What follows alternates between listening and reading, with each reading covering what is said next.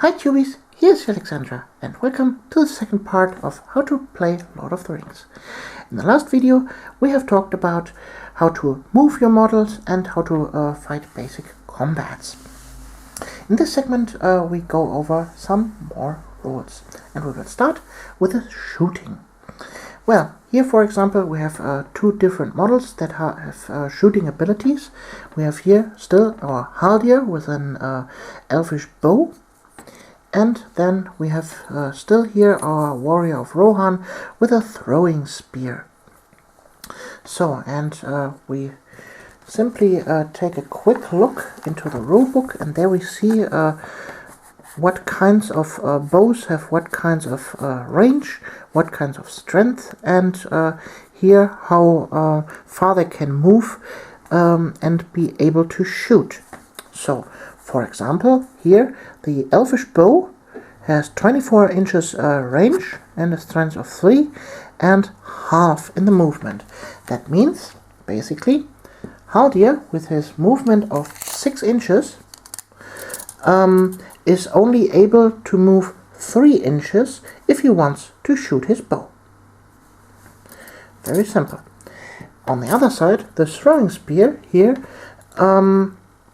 has no movement penalty at all. That means he can move up his full 6 inches and still throw his spear. But on the other hand, the spear only has a range of 6 inches, where the bow has a range of 24 inches. So a little bit difference here.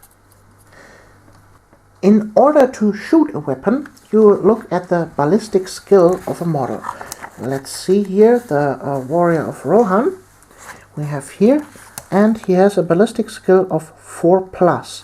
That means when he wants to shoot at this Uruk-hai, for example, he needs to roll 1d6 and have a 4+ to hit him. And this time he hits. So now, just like in close combat, you look at the damage chart here.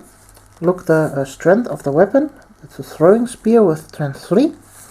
Against the toughness of 4 from the Uruk-hai, that means you need a 5+ to wound him. And you might see this here. These are high toughness volumes with different outcomes.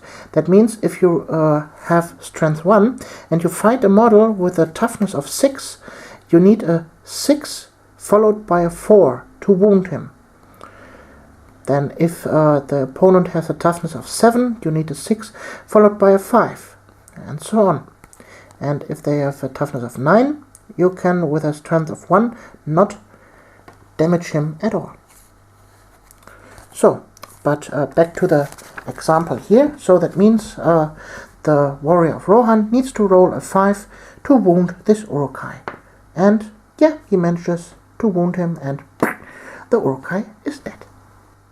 Sometimes it's not just that easy if you want to hit a target. For example, here we have Saruman, and he has an Uruk-hai in front of him. And the warrior of Rohan wants to shoot at Saruman. But, like I said before, the Uruk-hai is in the way. What happens here is you first roll normally to hit. So let's assume he manages to get a 4 and he would hit Saruman. But the Uruk-hai is still in the way. What you have to do then is, because he is in the way, you have to see if the throwing spear actually hits the Uruk-hai or flies the flight path goes on to Saruman itself. So you roll a d6, and on 1, 2, and 3 you hit the Uruk-hai, and on a 4 up, 4, 5, and 6 you hit Saruman. So, in this case, I rolled a 2, that means the Uruk-hai is hit. And then you resolve the damage hit on the Uruk-hai instead of Saruman. So, in this case, you don't wound him because we needed a 5 to wound him. In some cases, it is even more complicated than that. For example, the Rohan warrior wants still to shoot Saruman, the leader of the Uruk-hai army, but in this scenario, we have here the Uruk-hai in front of him, and also Saruman is hiding behind some cover. This time you also need to roll previously to hit.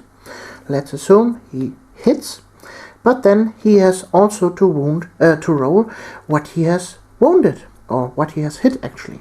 So first you roll against the Urukai, and let's assume you rolled a 4, and so the spear goes over the Urukai, and then you roll if the cover is hit, and then you roll again. On a 1, 2, 3 the cover is hit, and on a 4 up the Saruman is hit. And in this case the throwing spear lands here on the cover and the damage is nullified. In this situation we have here a close combat, and here's a model that wants to shoot into the close combat. Well, for good guys this is not able to, because the risk to hit your own guy is too high.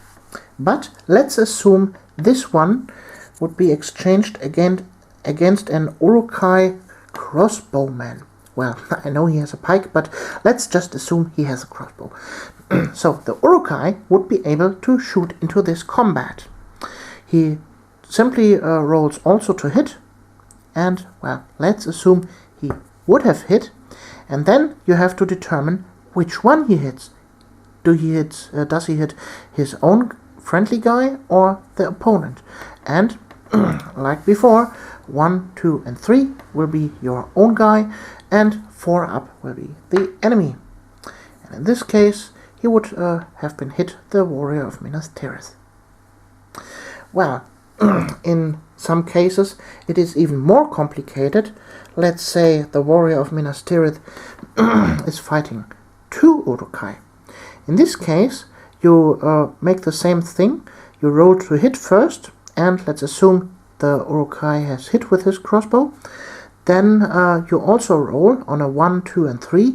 You hit one of the Urukais, and on a 4+ you hit the enemy guy.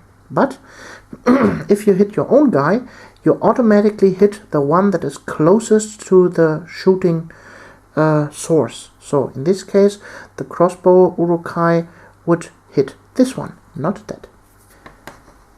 And here we have also a different scenario.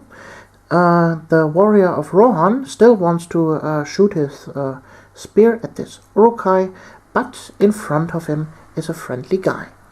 If his buddy would be standing here, he would have to roll normally if he would hit him.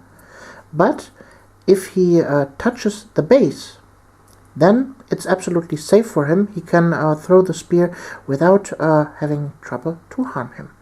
Same applies to cover. Let's say you are within ruins, like here, and you are touching the cover, then you have no problem to throw the spear over it and hit him.